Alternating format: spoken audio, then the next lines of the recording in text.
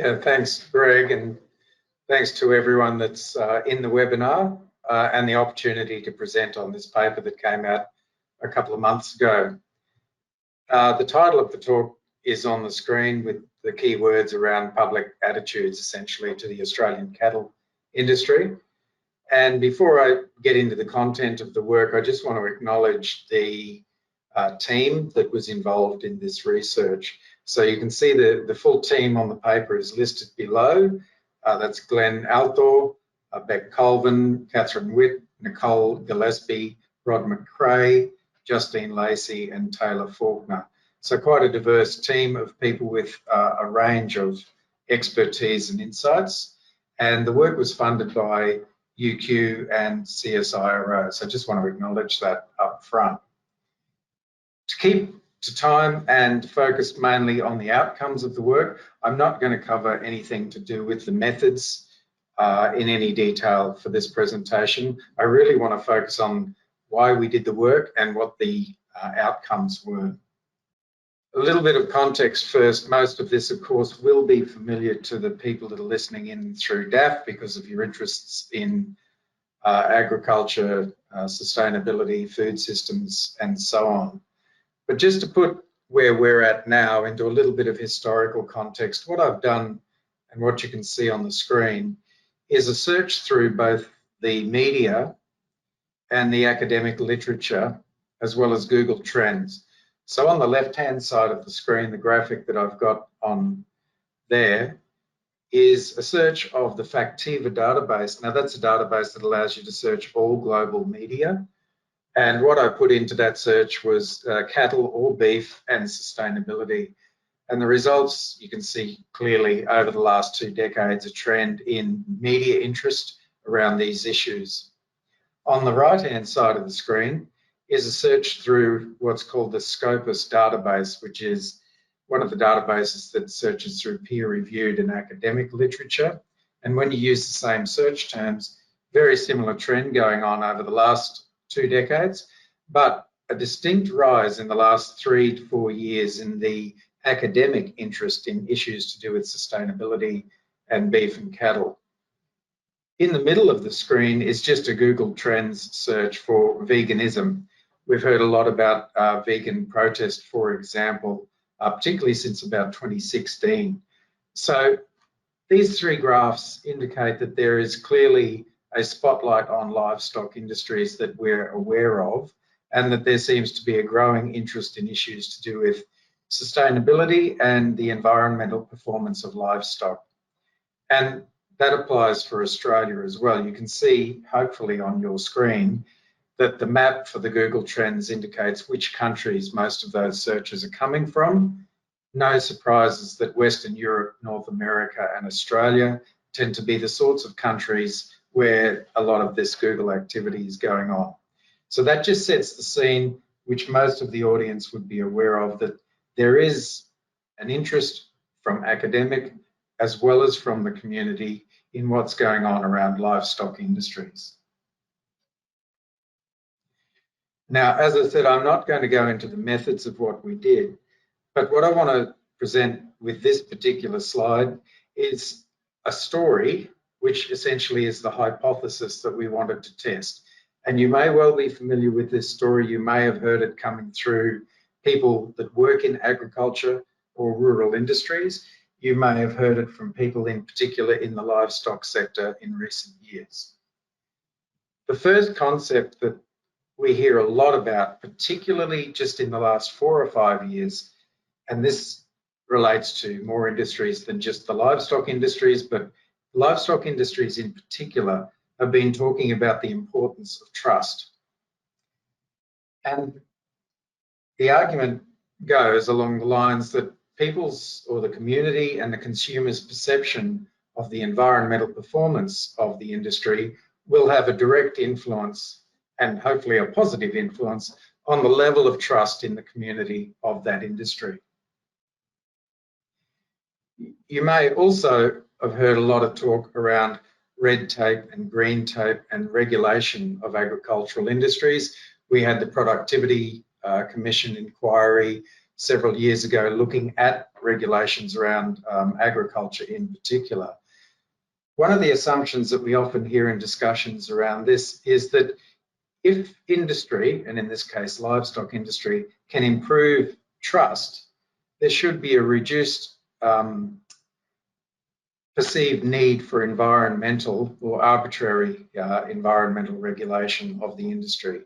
So we're starting to build up a model here, which is a hypothesis based on the sort of discussions and discourse running through agriculture and livestock in particular. Related to this idea of a need for environmental regulation is a sense that community would like to see oversight or social oversight over the industry.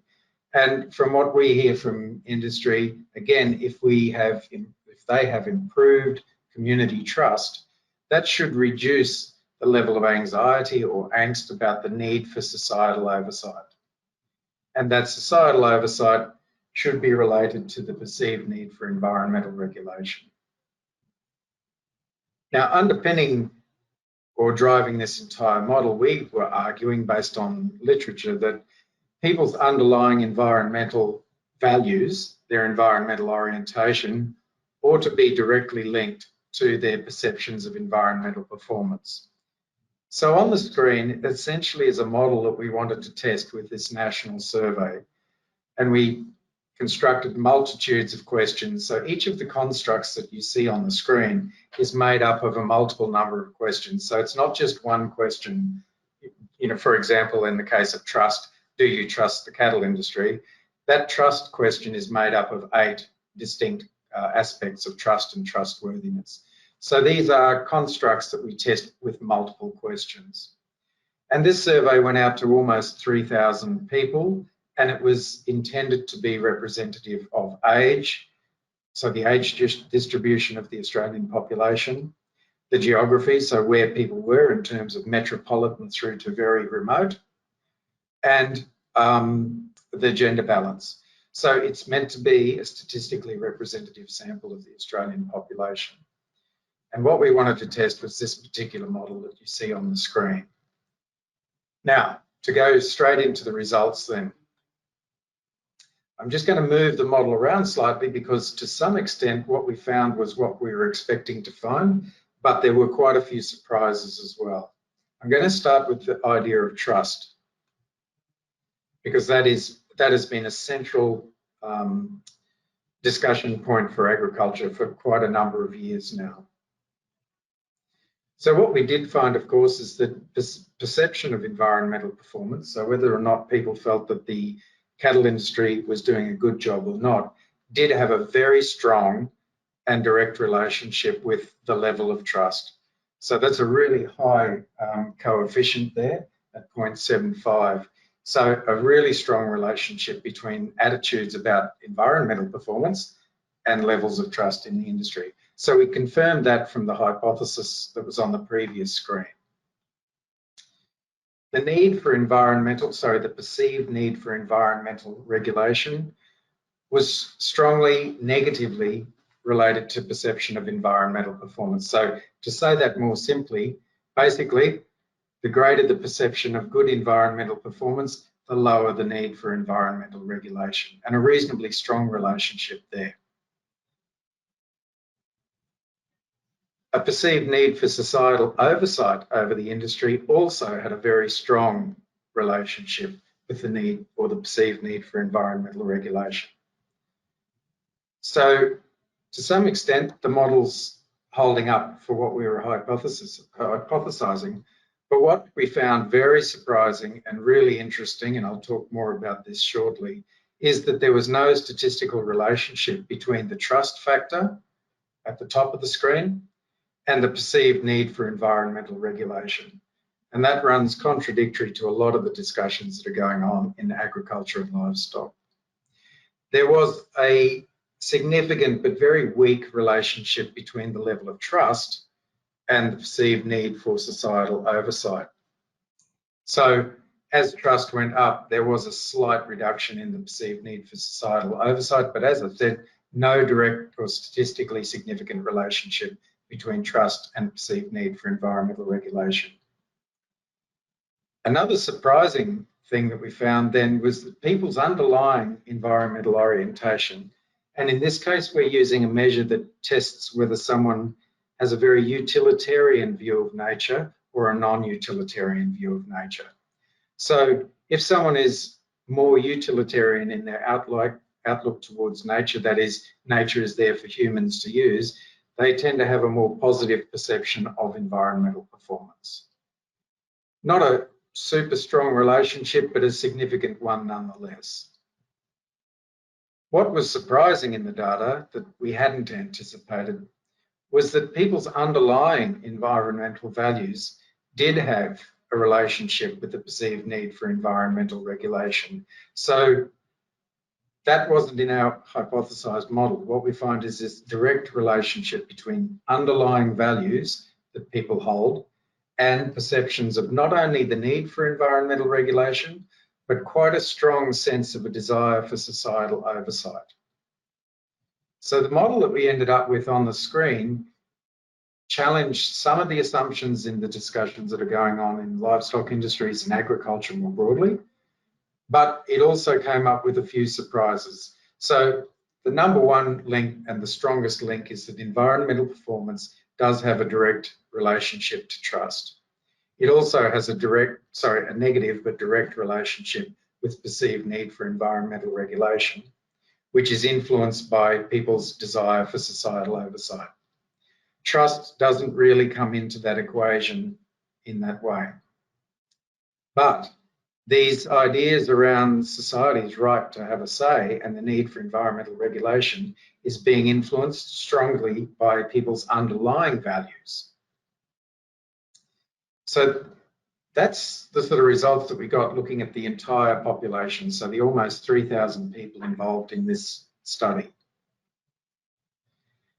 What that model doesn't allow us to see is some of the underlying responses that we got. So I've just put a couple on the screen as a bit of a conversation point. So when we looked at the responses to some individual questions that formed the model that I had on the screen previously, we can get a sense of how trustworthy is the cattle industry for the general Australian population.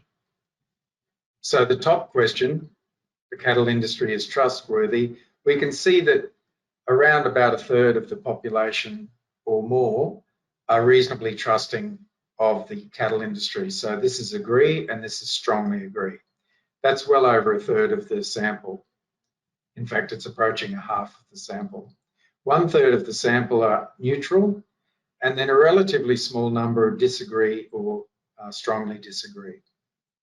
So trust is there in the cattle industry, and although there's been a lot of talk about needing to build trust with the industry, many surveys done through consumer research as well as the work we've done have often indicated that farming in general has high levels of trust.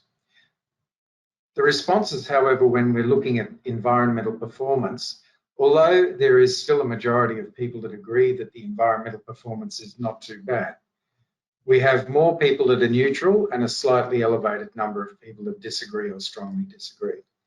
But on the whole, from a livestock industry perspective, this means that there's a reasonably positive perception of the environmental performance of the industry.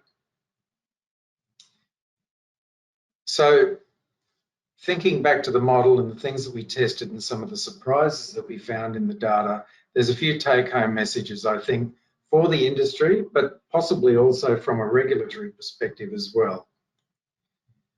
What we find, and this really isn't a surprise, is that environmental performance and perceptions of environmental performance really do matter because they strongly influence trust, but they also strongly influence the perceived need for environmental regulation.